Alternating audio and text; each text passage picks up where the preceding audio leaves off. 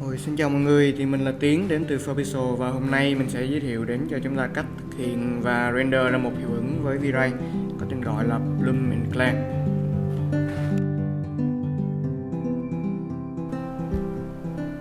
Rồi thì trước tiên mình sẽ giới thiệu về Bloom and Clear là gì và chúng ta sẽ cần có những yếu tố như thế nào trong khung cảnh để có thể tái tạo được một cái hiệu ứng như thế này nhé.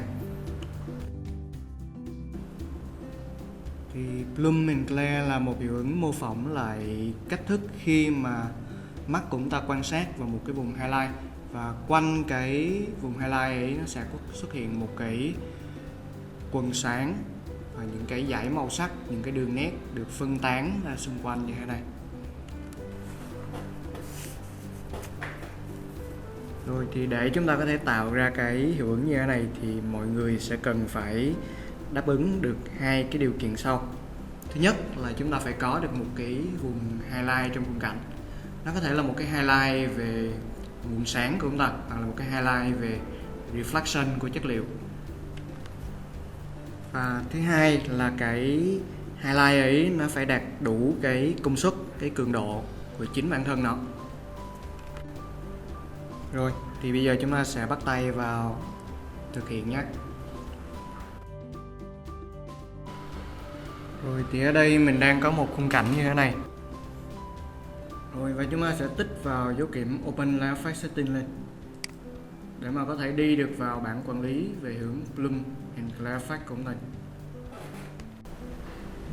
Click on để mà cho hiệu ứng Bloom and Clear Effect này được kích hoạt. Và chúng ta sẽ có 4 thông số cơ bản của cái hiệu ứng này. Đầu tiên là về size, khống chế về cái phạm vi hoạt động của cái hiệu ứng của chúng ta. Khi cái thông số này thấp thì cái phạm vi hoạt động của Bloom and Clear nó sẽ được thu gọn lại. Và khi thông số này chúng ta tăng dần lên thì cái phạm vi hoạt động của nó sẽ lớn lên.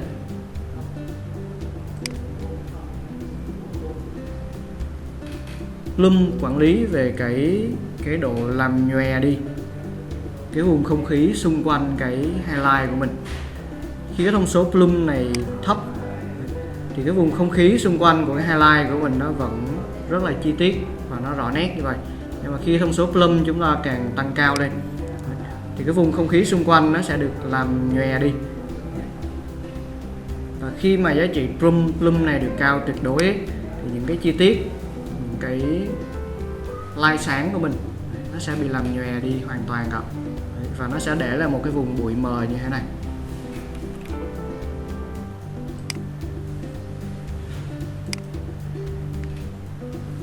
Kế đến là Intensity. Intensity sẽ khống chế về cái công suất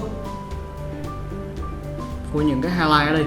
Khi mà cái thông số Intensity này thấp thì những cái nguồn sáng của mình nếu mà nó không đạt đủ cái mức độ chói mắt, cái mức độ cháy sáng của nó thì nó sẽ không hình thành nên cái hiệu ứng cho chúng ta được.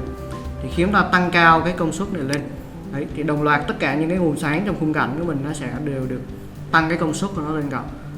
Và cái hiệu ứng này nó sẽ dần dần mạnh lên theo những cái thông số Intensity này mình có thể set. Nếu mà chúng ta kéo cái thanh trượt này thì mình chỉ có thể đạt được cái mức là 10 thôi. Nhưng mà nếu mà chúng ta gõ một cái con số ở đây thì mình có thể nâng cao đi cái công suất nó được hơn nữa.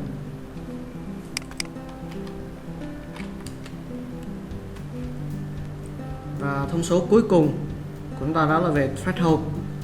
Threshold sẽ quản lý về một cái ngưỡng mà khi những cái highlight của mình nó vượt qua cái ngưỡng là 1 này thì nó sẽ bắt đầu tạo nên cái hiệu ứng Bloom and Clear. Ví dụ cái thông số ở đây anh setup nó là 10 đi. Thì có một số những cái highlight nó không vượt được qua cái ngưỡng là 10 này. Đấy, thì nó sẽ không hình thành nên cái Bloom and Clear được. Cái cường độ của nó thấp hơn cái ngưỡng này. Nhưng mà khi cái thông số này mình giảm nó thấp xuống, ví dụ những cái dãy đèn ở những cái light strip ở phía sau này nha, những cái dãy sáng màu cam này, khi mà mình giảm thấp nó xuống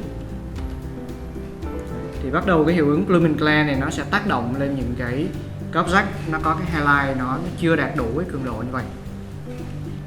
Ok, thì vừa rồi đó là 4 cái thông số cơ bản mà V-Ray từ trước đến giờ họ đã cung cấp cho chúng ta để mà mình có thể tái tạo được cái hiệu ứng Bloom and Clear này một cách nhanh nhất. cách basic nhất. Nhưng mà từ những bản V-Ray Next về sau này thì V-Ray họ có nâng cấp thêm về cái hiệu ứng này nữa. Và trong buổi hôm nay thì mình sẽ giới thiệu đến cho mọi người 3 cái tab nâng cấp này là Lens Scratch, Blenders và Obstacle Image. Đầu tiên là về Lens Scratch, một hiệu ứng mô phỏng là những cái vết xước trên cái bề mặt thấu kính của ta. Chúng ta check vào đây và đi vào bảng Modify. Đấy, thì đây là cái kết quả khi mà chúng ta click on lên cái hiệu ứng này. Và trong Lens Scratch thì mọi người sẽ tập trung cho mình vào những cái thông số sau. Thứ nhất là về pattern. Chúng ta có random, có strip, có square và hexagon. Mỗi một cái pattern nó sẽ làm thay đổi và nó sẽ mang lại một cái hình ảnh khác nhau cho cái hiệu ứng glare này của mình, những cái tia của mình nó sẽ có những cái hình dáng và những cái tia khác nhau đi. Nếu như pattern ở đây mọi người set về là random thì mình có thể điều chỉnh về cái số lượng tia sáng được tỏa ra xung quanh là bao nhiêu tia. Ví dụ streak khi mình set nó là 1 thì mọi người sẽ có được một cái ray sáng dọc như thế này. Bên cạnh đó chúng ta có thể thay đổi thêm hai cái phần thông số bên dưới, đó là về rotation, về góc xoay. Ví dụ mình muốn cái hiệu ứng này nó chạy ngang đi, để được gọi 90 độ, mình sẽ có một cái hiệu ứng strip chạy ngang như thế này. Thứ hai là về strength, quản lý về cái cường độ, cái công suất của cái hiệu ứng ở đây. Nếu như ta thấy cái hiệu ứng này nó quá mạnh, chúng ta muốn bớt nó lại thì mình có thể giảm thấp cái thông số strength này xuống, thì mình sẽ có được một cái hiệu ứng nó nhẹ nhàng hơn. Kế tiếp là Blenders, một hiệu ứng mô phỏng là những cái bụi trên cái mặt thấu kính của chúng ta. Mình cũng check on và đi vào bảng Modify.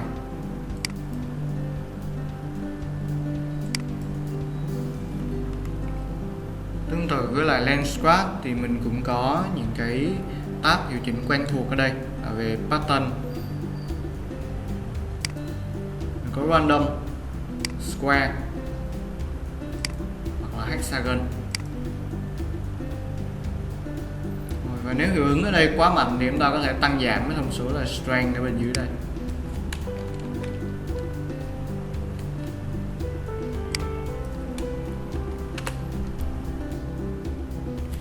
Và cuối cùng là Obstacle Image.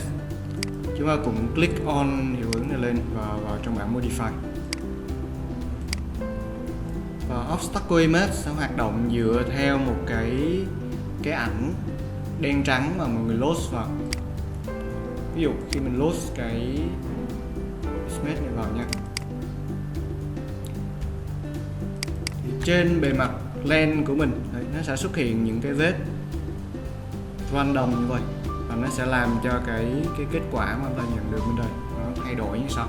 Đây lúc mà không có, và những cái đường nét, những cái tia sáng của mọi người nó sẽ không còn kiểu ngay hàng thẳng lối nữa, và nó sẽ có một số cái lỗi, một số những cái hướng phát sinh khác nhau đi, nó thay đổi góc độ đi, nó làm cho cái hiệu ứng này trông nó thật hơn. Nếu hiệu ứng này quá mạnh thì chúng ta tiếp tục có cái thông số về strength ở đây, nó ta gia giảm lắm.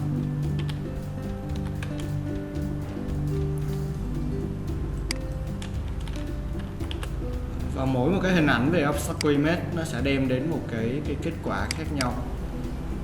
Rồi, và đó là tất cả những cái cập nhật mà V-Ray đã mang lại cho chúng ta trong cái bản update mới nhất này của họ. Mong là những cái kiến thức này nó sẽ giúp đỡ cho mọi người trong công việc của chúng ta được tốt hơn. Bây giờ chúng ta sẽ cùng xem lại một khung cảnh này với trước và sau khi có cái hiệu ứng layer effect này thì nó sẽ thay đổi cái không khí của bức ảnh của mình như thế nào nhé.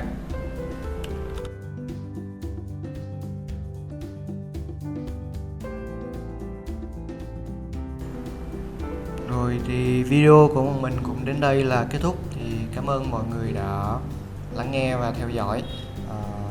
Hãy nhớ like và subscribe để ủng hộ cho bọn mình nhé. Đó sẽ là những động lực để mà mình có thể tiếp tục ra thêm những video cho mọi người trong tương lai nữa.